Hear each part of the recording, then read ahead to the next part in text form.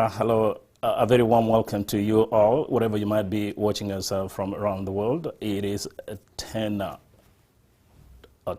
Central Standard Time here in the United States. It is 11 to 10 Eastern Standard Time, and it is 6:10 East African Standard Time. Very honored to have you here on the show today, this wonderful Sunday morning or Sunday evening, whatever you might be watching around the world. On this Sunday, we lined up quite an interesting conversation today. We're going to begin with an interesting conversation with the Hennepin County COVID-19 response team, and we have many thanks to Hennepin County for assembling a group of experts who are going to really lead us through what Hennepin County is doing in response to COVID-19, particularly as targeting the immigrant population here in the state of Minnesota. Please do also join us later at 11:20 Central Time when we have an engaging conversation with former Ambassador, African Union Ambassador to the United States, Excellency Ambassador Dr. Rikana Chiombo-Ikwaho, who will be joining us live from Washington, D.C., and that will be at 11:20 Central Standard Time. That will be 8:20 East African Standard Time. But in the meantime, I'm very honored on behalf of the KDRTV team and the Mwenyegatinga organization, one of the Kenyan leading organizations here in the state of Minnesota, to welcome the COVID-19 Hennepin County team to lead us through the conversation. On the screen, we do have the wonderful professionals, the ladies who are ready to engage. And of course, before I bring them on, we want to make sure that we send our words of encouragement to all families across the country. Please do take care of yourself. COVID-19 is a serious pandemic. It's taking life, and we do want to make sure that no life is lost. We want to make sure that everybody is really in good hands, particularly as we head towards the Christmas season and the New Year. But also, for now, let's bring on the team from Hennepin County. And allow me to say very quickly, ladies, you look great. Thank you. Good. So let's start off quickly, if you don't mind introducing yourself to our viewers, and I could very kindly welcome you, Christina, to introduce yourself to our viewers, your name, your title, and what you do at Hennepin. Hi, my name is Christina Kalaparkle. Thank you so much for having me here today. I work for Hennepin County, and I lead all COVID testing operations for the county. Okay, very good. Nice to have you, Christina. And allow me, Christina, I don't mean to embarrass you, but to welcome you very warmly to the state of Minnesota. You just moved from Boston. I think you made the best decision. You're joining a group of over 5 million wonderful Minnesota nice people. So very nice to have you within the community. Also next, and introduce Aisha. Hi, thank you for having us. My name is Aisha Galai, and I am the community coordinator for Hennepin County. Okay, Aisha, very nice to have you in person. I don't want to make to embarrass you, but I'm glad that we are seeing the person today, not the number 6 figure. And lastly, but not least for today, very honored to welcome on the show, Malahan. Hi, thanks for having us. I'm Marla Kahn-Schwartz with Hennepin County, and I'm part of the vaccination operations coordination that's going to be happening here shortly.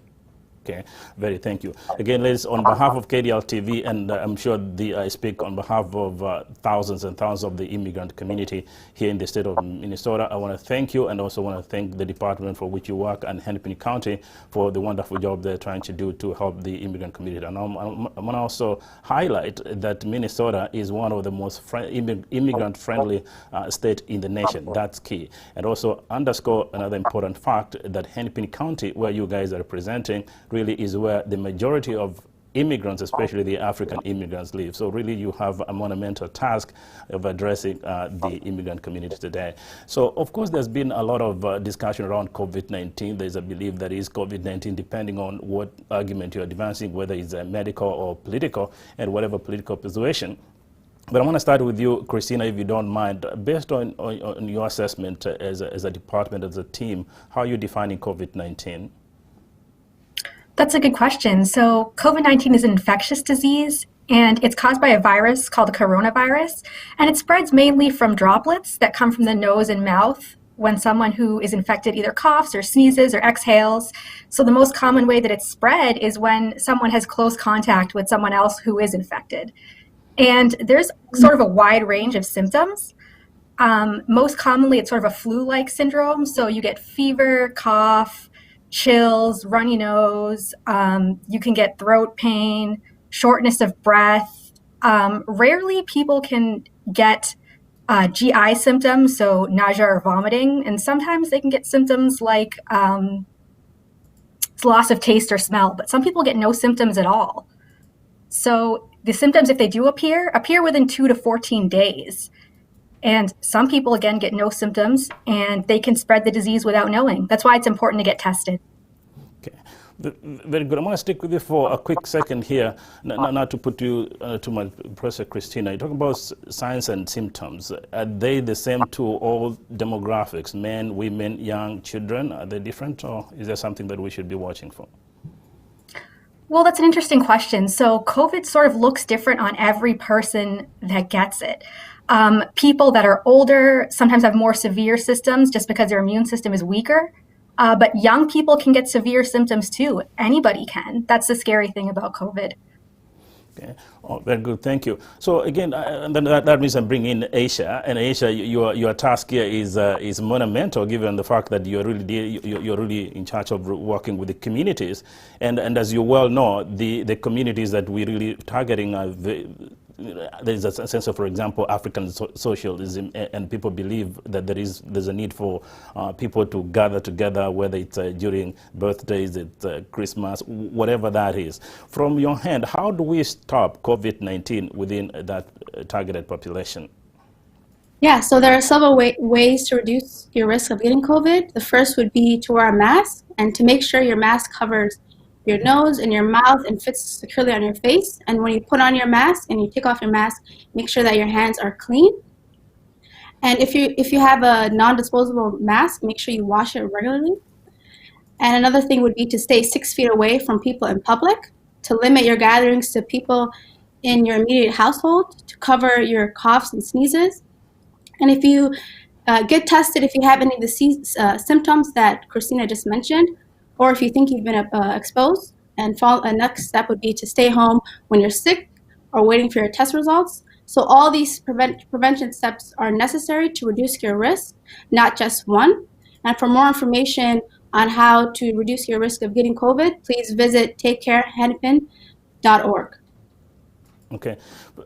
Very thinking. Also, I'm going to remind our viewers that for those ones who are joining us now live, we encourage you strongly, if you have any questions for the Hennepin County team, if you could please, we are live on Facebook, we are live on Twitter, we're also live on YouTube. If you could go there on Facebook at KDRTV. If you have any question or comment, please have it there, and then we'll have that for the team later on the show. Also on Twitter, if you could, at KDRTV Kenya News, also tweet if you could, and then we'll engage the team as well on YouTube. And as you do so, please click that red button to subscribe.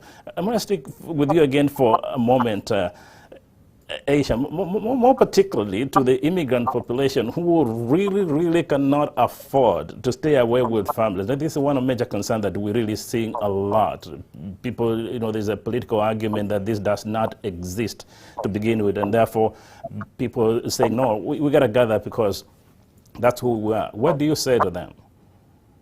Yeah, well, firstly, COVID is real, and people should be limiting their gatherings, especially I think within the immigrant community where people live in multi-generational households. So I think most importantly, people should limit their gatherings and wear a mask. And if they do go to public spaces, to socially distance. Okay. So again, the key point, as we say, we can't stop talking about this socially distance, keep a safe distance so that you are healthy for yourself and your loved one, and obviously for the community, the nation, and the world per se. So let me bring you in, Christina, again. So you have a task here again. I want to bring you, if you don't mind. People are talking about testing, right? Talk to our target audience, which is largely an immigrant population. What type of tests are available for Hennepin County? That's a good question. So with events that are run by Hennepin County, we do oral and nasal swabs, but the Minnesota Department of Health also does saliva testing. And they do this at many locations across the state. Some that I can think of now are Brooklyn Park, the Minneapolis Convention Center, the MSP Airport, but they're all over. And if you don't want to go out to get a test, the state of Minnesota is also offering at-home saliva tests that you can order and get in the mail. And the great thing about those is you don't need to be a medical professional to administer it.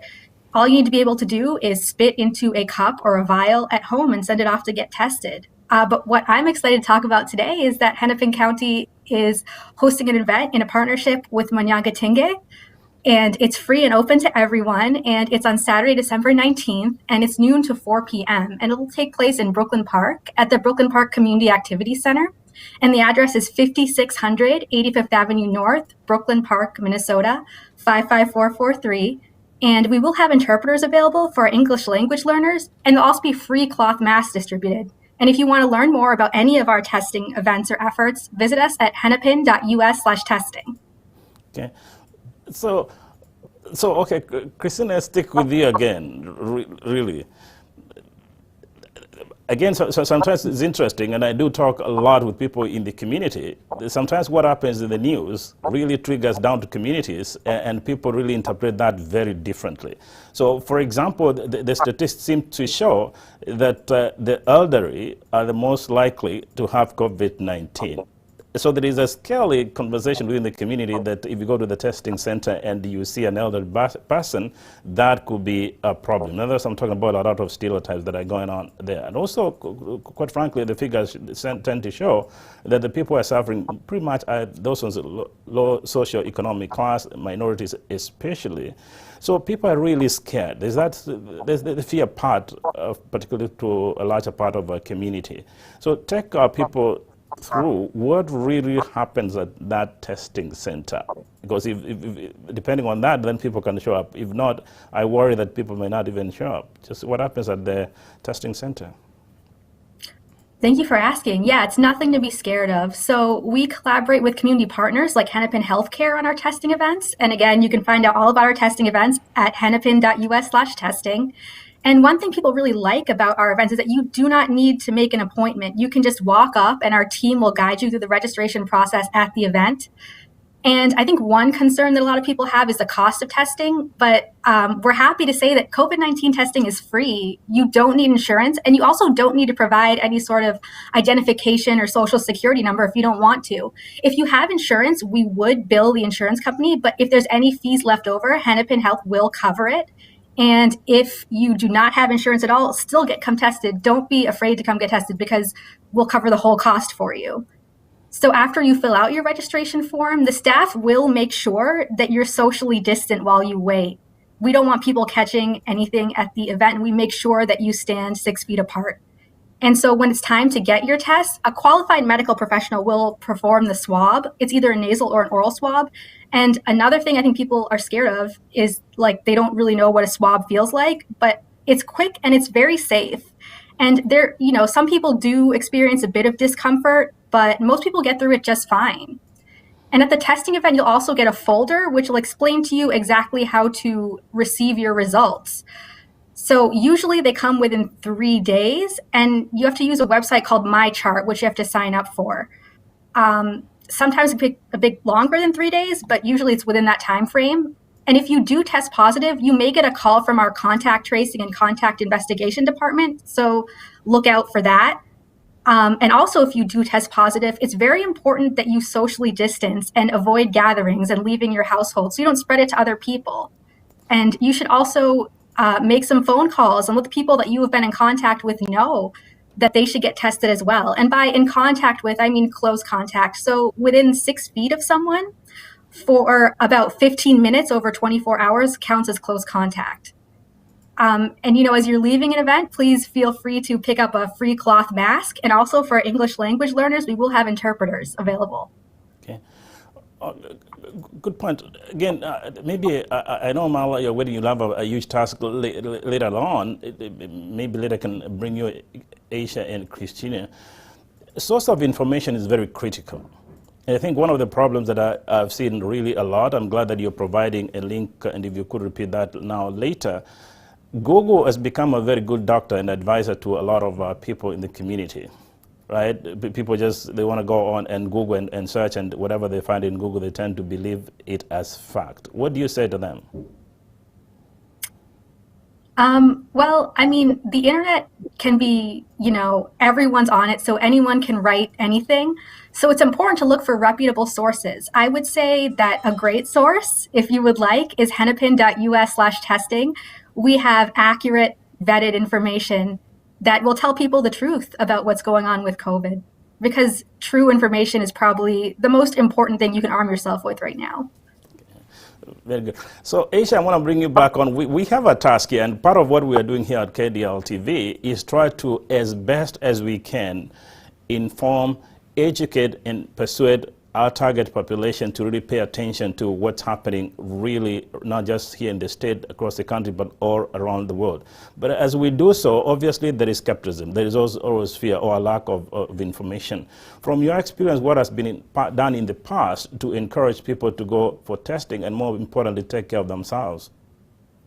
Yeah, so we're fortunate enough to work alongside community organizations, and they really do play an active role in COVID-19 response. And in the past, we have collaborated with community organizations that have existing relationship with their community to host testing events in spaces that are familiar with the community, and they also support us in marketing the testing events. We also work with trusted messengers in the community to share public health messages on preventing the spread of COVID, how to properly wear a mask, and how to access community resources. And so working closely with the community is a great way to encourage people to get tested because they are a trusted source in the community. Okay. Well, that's good. Have you experienced any stereotypes by any means? I think for us, mainly what we've noticed is the misinformation and fear and people just being reluctant to get tested. Okay. So, and that brings again social stigma. It's a lot. I'll tell you, within the I don't know what the other communities that you work with, social stigma is a major problem, and we'll be doing another show later on, which will be exclusive about stigmatization and stereotypes. So, for example, the people who are elderly, most of them actually live in our basements. People think that is not a good thing to have them, and therefore people want to stay away. And because we, as human beings, we're social animals, and that makes them emotionally depressed. There are those ones who say they're workers, they want to go work, and if you're going to work in healthcare department, come back home, people assume, well, you're bringing in corona. So how do you deal with that kind of stigma? Aisha? Yeah, so stigma is definitely a major issue in people being reluctant to get tested. So some people who test positive might not want to share the results with people due to stigma and how they might be viewed in the community, or people that have symptoms may be reluctant or fearful to get tested. And then also people are worried that if they get tested or if they share their positive results, that they might lose their job. And so we recognize that there is social stigma surrounding COVID that might discourage people from getting tested and staying home if they test positive, which is why we sort of had trusted and reliable messengers that provide accurate information about COVID-19 in a sort of a culturally appropriate and timely manner. And so there's also a lot of misinformation about COVID. For example, we've heard that people say that COVID's not real, and then we also hear misinformation and concerns about the safety of testing events. And so we really, there are many steps that are taken to lower your risk at COVID-19 at testing events. And so we really go above and beyond to ensure the safety of people getting tested and our staff. For example, all our staff wear PPE, and participants must wear a mask, and you will receive a free mask if you don't have one. And then participants are also asked to socially distance while they wait in line and when they're getting tested. And we really want to emphasize that testing events do not create new cases. They just tell us how much of the disease is really out there. And so right now there's widespread community spread all across Hennepin County and Minnesota. And risk isn't isolated to an event or a location. Instead, everyone is currently at risk. And risk is highest in situations where people don't wear a mask, when they don't stay 6 feet away from each other, or if they're not staying home when they're sick. Okay, good. And thank you, Aisha. Huge task today. But Mala, you've been so quiet, so I think it's high time we bring you on the screen. So Hennepin County is doing a fantastic job, and I talk to people in the community a lot. We are very thankful for the great work that you guys are doing. In addition to the test, what other services does Hennepin County provide, particularly to the target audience here, which is the immigrant population? So Hennepin County provides a variety of services. We have adapted to serve residents right now during the COVID-19 response. And so you can always learn more about those services at It's almost COVID-19. And you can also get connected to Hennepin County Services by calling our main Hennepin County resource line.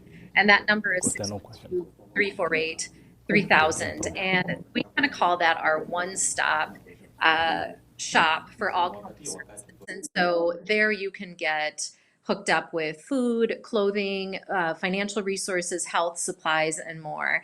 And typically that line is open from 8 to 4, Monday through Friday. Help is available in different languages for English language learners. And so if you do call, there are interpreters available to help you on the spot. Hennepin County also has a resource page that lists many different additional resources, and especially targeting immigrant communities. So to kind of answer your question about that, we do have lists of different resources, including a very specific African community section. And so you can find that at hennepin.us/community-resources. Just an example of the agencies that we work with. Services is an organization in our area that works with newer. We're listening. You kind of sorry, Mala. That's okay. Speak a little bit up. Yeah, we kind of lost you somewhere there. Oh, I'm sorry. Yeah, you just adjust the volume. Sorry about that. Okay. Yeah, no. Can you hear me now? Okay. Yeah, a little bit more. A little bit more. Yes. Okay. Can you hear me now? Yeah, that's okay. The technical guys are saying you're okay. Go ahead. Sorry about that. Okay. Okay. Well, just one of the. You might want to repeat that if you don't mind. Sorry. Do you want me to repeat the entire thing? Please. Sorry for making you do that. Oh, it's okay. Okay. It's okay.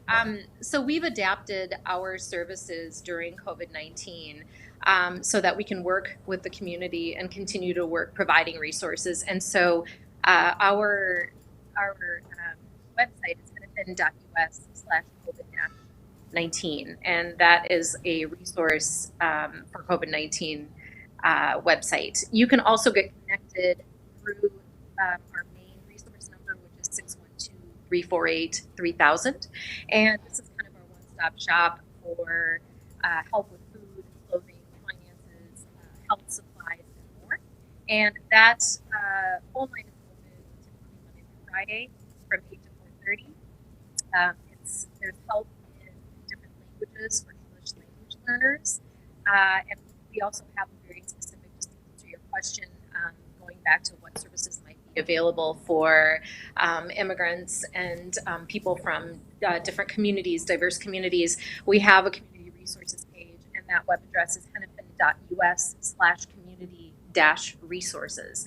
And some of the examples that we have, we work with the African Community Services. It's an organization that provides services to newer residents in the area from Africa.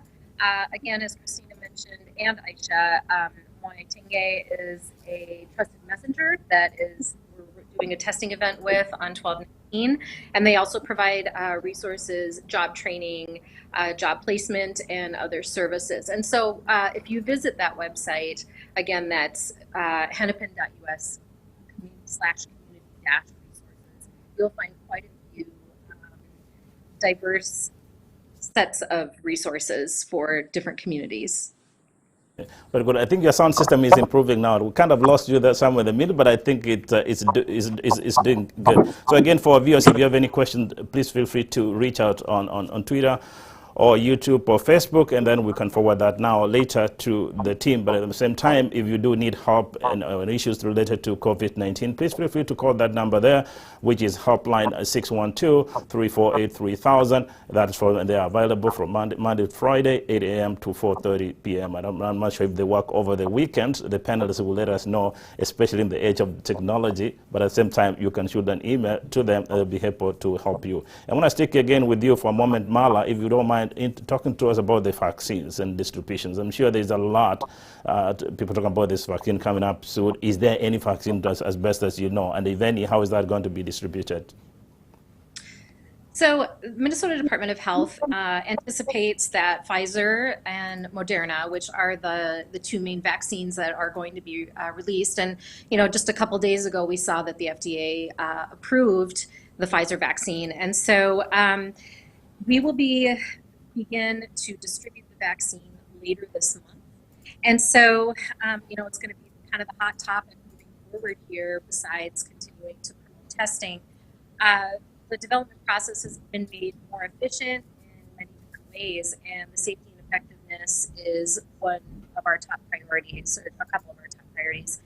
We are collaborating with Minnesota Department of Health on vaccine distribution, and it's going to be distributed in phases. And so our governor in Minnesota released his idea on how the vaccine is going to be basically disseminated to the public.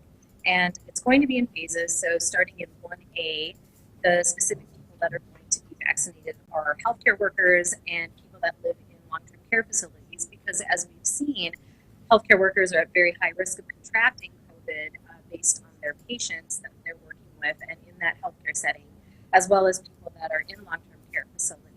Those have been kind of some of the hot spots for COVID.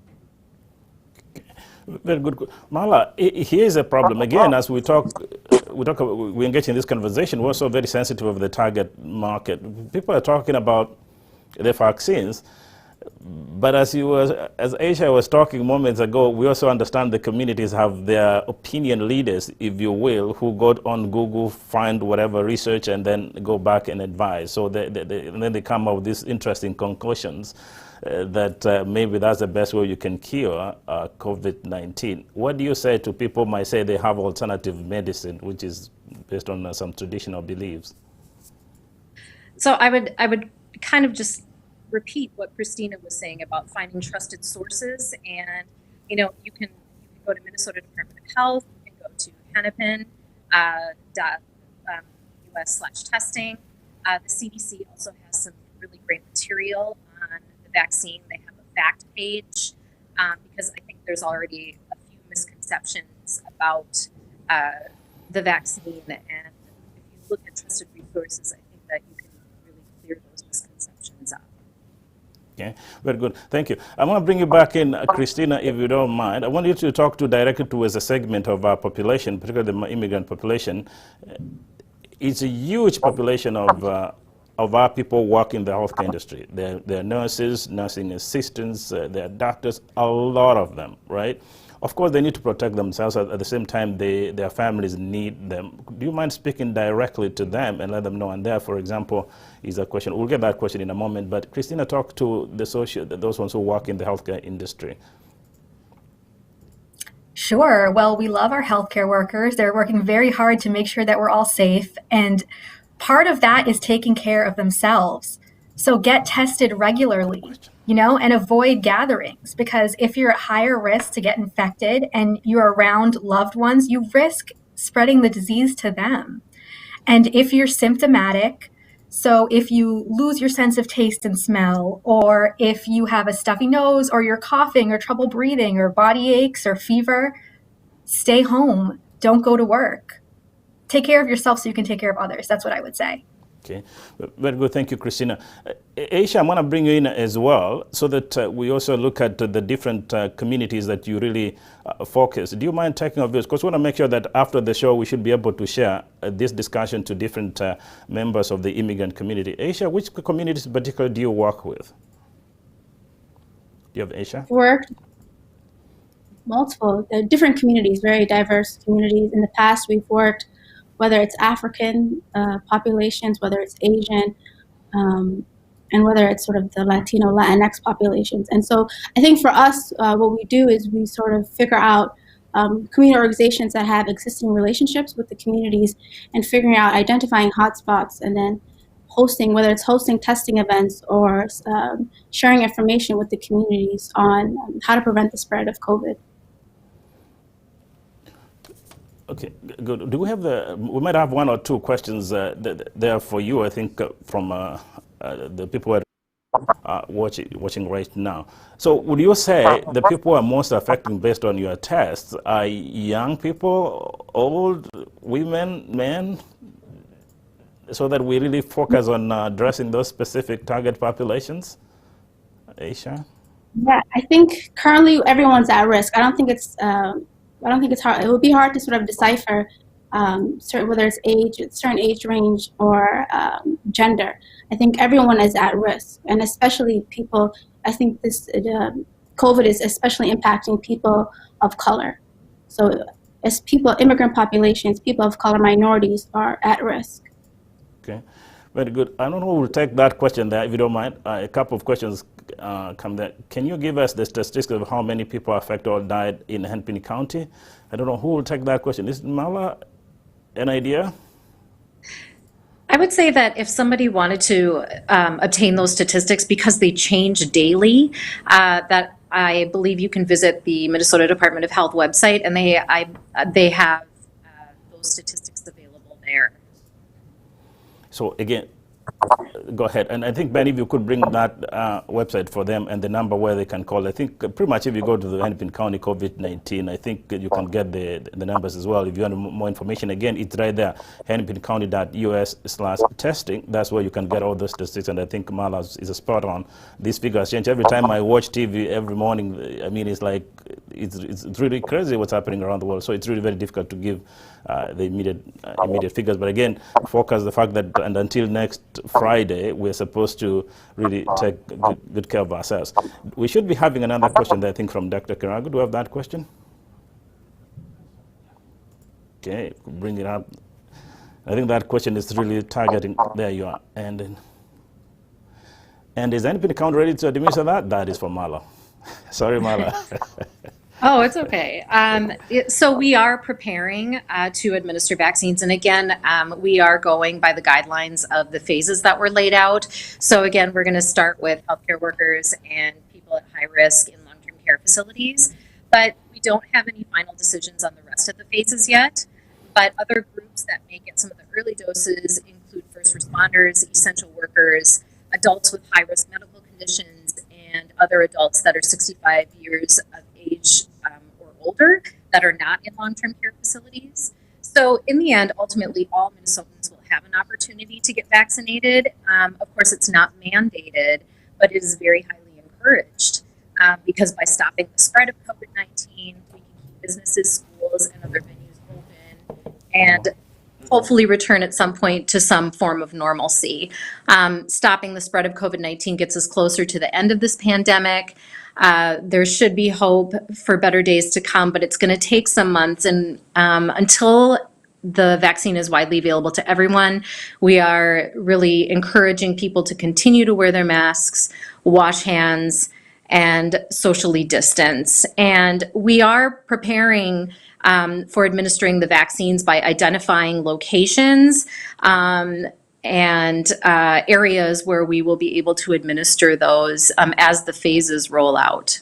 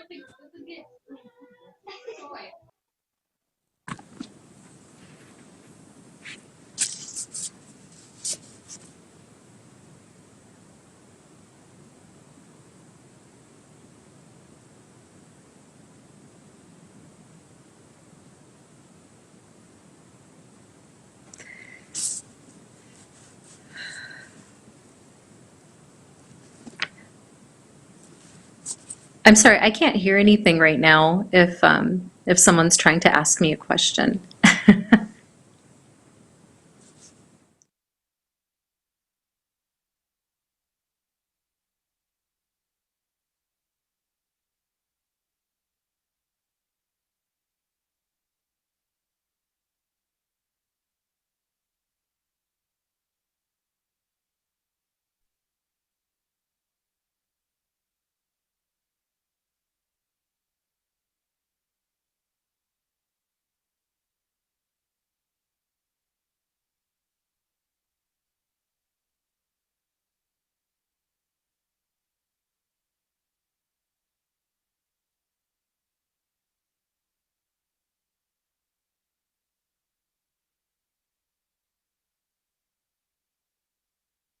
We know how stressful it can get to take care of the healthcare needs of your loved ones, especially when they live far away from you. Money transfer services have expensive fees. They cannot ensure that your money is spent on the intended healthcare needs. And there are many questionable pharmacies that sell low quality, unsafe, and even counterfeit medications. That is why we created Diaspora Care, a secure, quick, and cost-effective way to pay for the medications of your loved ones through our network of accredited and registered pharmacies. So here's how it works. Meet David. He lives far away from home. Unfortunately, his mother was recently diagnosed with diabetes, but she can't afford her new medication. So after funding his Diaspora Care account, David enrolls his mother as a beneficiary, and a unique PIN code is issued. Think of this as a digital voucher that David paid for in advance. David's mother presents the PIN code at one of our accredited and registered in-network pharmacies. The cost of her medication is deducted from David's account, and his mother can walk in and out of the pharmacy with the medication she needs. It's as easy as that. David can also assign his uncle who lives close to his mother as a caretaker to help her follow the new diabetes treatments. For extra security, David can also create one-time PIN codes and manually confirm and approve medication purchases too. It's easy to send more money home and hope they got spent on buying safe medication. But what if you can have control over how your money is spent, gain access to safe and quality medication, and purchase multiple medications for multiple family members who are in need? Your money goes a lot farther, and healthcare becomes a lot more inclusive. Diaspora Care was created by Diaspora members for Diaspora members that help provide greater access to safe, quality, and affordable medications for your loved ones back home. It's time for your loved ones to get the quality medication they need, and for you to get the peace of mind you deserve. Sign up today and register your loved ones for free at diasporacare.com. Okay. Sorry again for that technical hiccup there, and especially Aisha, sorry. Christina, we couldn't hear you. Sorry, Aisha, we kind of lost you there, so many apologies to you and obviously to our viewers. So the question I had for you, Christina, was I wanted to ask you to talk directly to the young people, especially students who like to go hang out, party, regardless of what their parents and guardians are telling them, and especially knowing that we're headed to the holiday season. What do you say to them? Well, I would say that it's very important to be careful right now. You know, when you're at a certain age, you sort of feel invincible, but young people can get COVID too. In fact, many young people, peers and people younger than me have gotten COVID. And if you're not afraid for yourself, you should at least keep in mind the health of your family members and elders. You could catch COVID and bring it home to someone who has a weaker immune system than you and make them really sick. So as hard as it is in the holiday season, and we don't have to go into school in person, we have to stay home and do our part to stop the spread. Yeah. Very good. Thank you. Thank you, Christina. Aisha, last question. Like I mentioned, that the vulnerable population that we have, particularly the elderly. So they're unable to take care of some of their nursing homes, others are in our basements, particularly those ones who are immigrants. What do you say to the community, immigrant community, relative to taking care of the elderly who are perceived to be more vulnerable?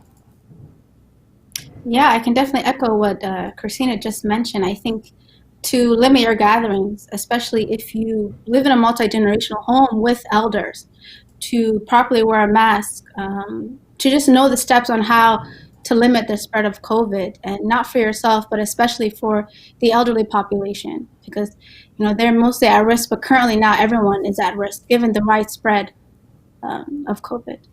Okay, thank you. I think that's important. So I think I appreciate what you guys are doing. So in closing, here I want to ask you to do, of course, it's a very difficult time, particularly for me. It's been a tough time since March. I've been sitting at home. I used to go to class and teach, but nowadays it's online, and I realized that I'm putting a lot of weight, which is not a good thing. So you look absolutely great. So I'm going to start with you, Mala. How are you taking care of yourself during this interesting time? What keeps you going? Well, some of the things that keep me going are doing some of the things that I can do, but in a safe way. So, exercise, watching my favorite movies, spending time with my immediate family. It's like you're within your immediate family, but you're finding ways to take care of each other. One of the things that's valuable to me is just continuing to develop kind of personal structure and hobbies, and again, keeping myself safe so that I can be healthy and be here. So that's kind of my number one priority is self-care. Okay. Thank you, Mala. And I want to come to you, Christina. The same question. What keeps you going? I know you're new in Minnesota. You're trying to find people to be part of the nice Minnesota culture. What keeps you going? Oh, that's a good question. So I definitely stay connected to my loved ones through the internet. Just because we can't be together in person, it doesn't mean we can't enjoy our time together. So, every week I've scheduled phone calls with my parents, with my friends from home, with my new friends from here. We're very lucky that we're able to stay connected virtually. It's not the same as in person, but it's still pretty good. Okay, very good. It's good to hear that, especially those words of encouraging. And then lastly, same question, Aisha. What do you do during this interesting time to keep you going? Yeah, I guess for me now, just having time to spend time with my immediate family and staying home and taking care of myself, but also taking care of my family. And if I do go to public spaces, socially distancing and try to prevent the spread of COVID. Okay, thank you very much. I think I want to thank you all. I think that will mark the end of our discussion today. So I want to thank you very kindly for taking time. It's early. You should be staying home and resting weekend, but you're doing all you can to keep your jobs. But more importantly, make sure that you keep our communities very safe. So I want to thank you very, very kindly. But before we finish again, I have to underline that if you could and you need help with COVID-19 related issues, please call that helpline, which is 612-348-3000. And they have a panel of experts who will always be ready to help you. And remember, again, they're available Monday through Friday, 8 a.m. to 4:30 Central Time. Again, for those ones who are technologically savvy, go to henpine.us/testing, and that's where you can get all those information. And if you could, you can as well look up the expert or the panelists here, and they'll be happy to help you. Mala, I'm reminded that you remind what is the free testing that's coming up again. My technical guy is reminding me to remind. Who is to remind that? You want to talk about that quickly? Yeah, so the event that's coming up is with Moyatinge, and that's on Saturday, December 19th, and it is from noon to 4 p.m. And it's at the Brooklyn Park Community Activity Center, which is located at 5600 85th Avenue North in Brooklyn Park, and the zip code is 55443. And so we encourage everybody to come. Okay, very good. Again, that's free. You see that I like the way you pronounce that, by the way, Mala. It's Mwanya Getinge. I know. I'm sorry. but it's okay. It's okay. You got it right. But, so again, I thank you. I want to thank also the Munyagitinga group, the Kenyan group here in Minnesota, led by the very able Ulda Mumanyi Hultra, who are working very hard in partnership with the team on the screen here to make sure that the community is informed, educated, and persuaded to make sure that they take care of themselves. Also want to thank you again. Looking forward to engaging with you guys. If you need help communicating to the community, please, KDRTV is here available for you. Anytime you want to communicate, we'll be very happy to work in partnership with you. But for now, many thanks to you. We wish you well. Take care of yourselves, take care of your loved ones, and more importantly, take care of the good people of Hennepin County and the state of Minnesota. And happy holidays.